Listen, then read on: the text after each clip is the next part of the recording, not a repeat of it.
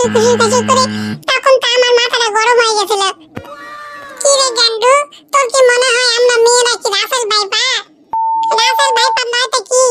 Russell viper তো কামড় দিয়ে ছেড়ে দেয়, আর তোরা তো কামড় দিয়ে ছাড়িস না, এমন দ্বারা ধরিস তাহলে মনের মধ্যে উতাল পাতাল করতেই থাকে। আমরা কি একাই ধরি না তোরাও ধরিস? ধরার জন্য তো বসে থাকিস রাস্তার পাশে, গুডুর গাডুর করতেই থাকিস। আর তোরা সোজা রাস্তায় চলা পারিস না, আমাদেরকে দোষ দিস রাসেল ভাইপার আমরা। তোরা এমন একটা জাত, তোর রাসেল ভাইপারের চেয়ে বেশি খারাপ। শুনছি তোর কথা আবার বন্ধ কর। কে রে ছোড়াটা? এই মন্টু, তুই আবার আমার কাছে চাপে বসছো কে রে? ওরে বোন শুন, তোরা যখন রাসেল ভাইপারের গল্প করতেছ তখন মুখে না ভয় লাগছে তো, তাই তোর কাছে না চাপে বসছো। তুই কিছু মনে করিস না লে? না মনে করবে না, কিছু মনে করবে না। পরি না তো পরির মতো, যা তার না কাছে যা, চাপে ধর, চাপকে ধর, কোনো কিছু মনে করবে না। যা বন্ধু কাছে যা, আরো কাছে যা। এই কেন তুই কি জানা বেশি কথা বলিস, বুঝছিস? আমার ভয় লাগছে তাই আমি না আসছি। তোরা তো ফাটে করে, ফাটার তো অনেক কারণ আছে। সেদিন কালু এনা ধরলো বলি নাকি, তো তুই একবারে জ্বলে পুড়ে মরলি। আজকে তুই যখন ধরতেছিস তখন কারো কিছু বলার নাই, তাই না? ওই সবাই সর এখান থেকে একটু সর। ওই যে ম্যাডাম আসছে, ম্যাডাম সর।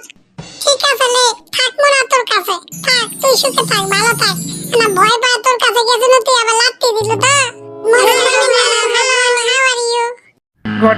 গুড মর্নিং বাচ্চারা, সবাই কেমন আছো তোমরা?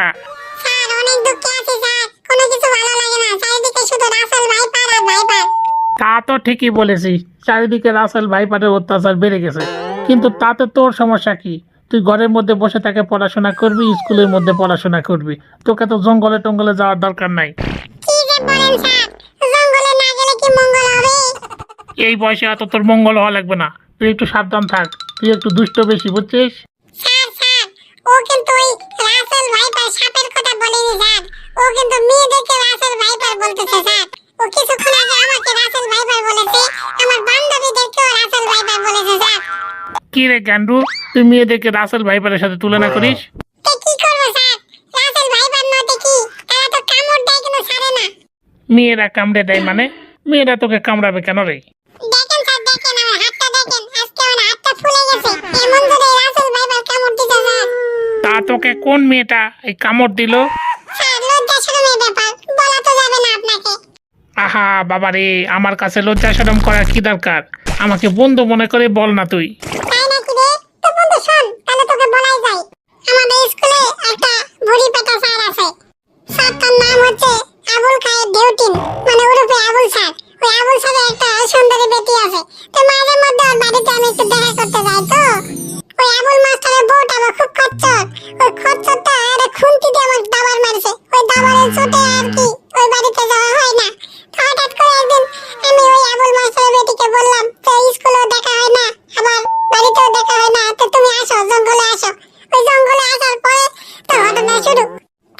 তারপর দোস্ত বল দেখি, ভালো লাগতেছে বল? ওই আবুল মাস্টারের বেটিক নিয়ে ওই জঙ্গলের গাছের গোড়ায় বসেছিলাম, হঠাৎ করে উপর থেকে একটা পিঁপড়া এসে আবুল মাস্টারের বেটির পাছায় কুটুস করে কামড় দিয়েছে। আর সঙ্গে আবুল মাস্টারের বেটি এসে আমার হাতের উপরে ভাইপার সাপ করতে একটা জোরে কামড় বসাচ্ছে, সেই থেকে আমার হাতটা ফুলে গেছে স্যার, ফুলে গেছে।